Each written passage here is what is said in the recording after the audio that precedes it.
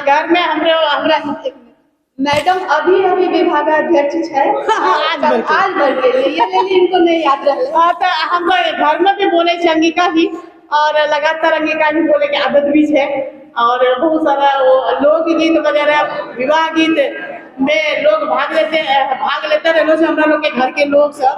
तो चलो ये तो बहुत बढ़िया बात है कि अंगिका भाषा बहुत ही विकासशील भाषा से विकसित हो रहे है, और सभी लोग पधारे हैं, पधारलो छे अपने से बहुत अच्छा काम है।